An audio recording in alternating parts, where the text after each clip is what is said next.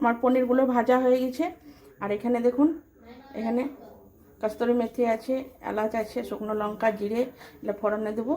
আর এখানে কাশ্মীরি লঙ্কা আছে রঙের জন্য, সামান্য একটু হলুদ, এখানে কাজু বাটা আছে, এখানে সবুজ মটর সেদ্ধ করা আছে, মশলাটা পেস্ট করা আছে। এবার দেখুন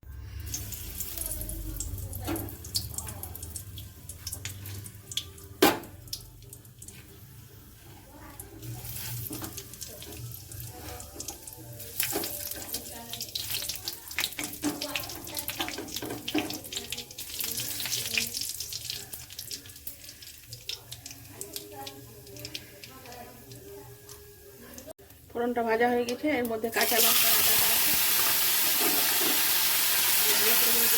এর মধ্যেও আছে সামান্য আদা, কাঁচা লঙ্কা, টমেটো আর কতগুলো কাজু দিয়ে একসঙ্গে পেস্ট করে নিয়েছে, এটাও দিয়ে দেবো।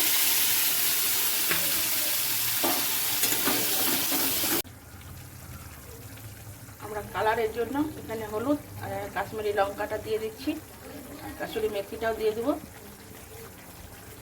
মধ্যে এখানে কাজু বাটাটাও দিয়ে দেবো। তারপর ভালো করে কষিয়ে নেব।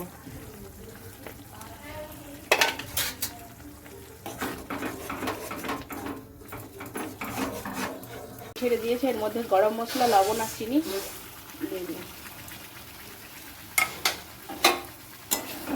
মটরটা আমার সেদ্ধ করা দিয়ে দিলাম। এর মধ্যে ভাজা পনিরটাও দিয়ে দেবো। নেড়ে চেড়ে সামান্য জল দিয়ে, আর মটর সিদ্ধ জলটা ছিল সেটাই দিয়ে দিলাম।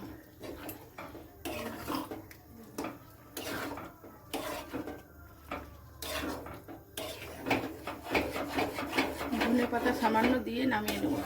আমাদের মটর পনির রেডি হয়ে গেছে। এবার ধনে পাতাটা দিয়ে নামিয়ে নিলেই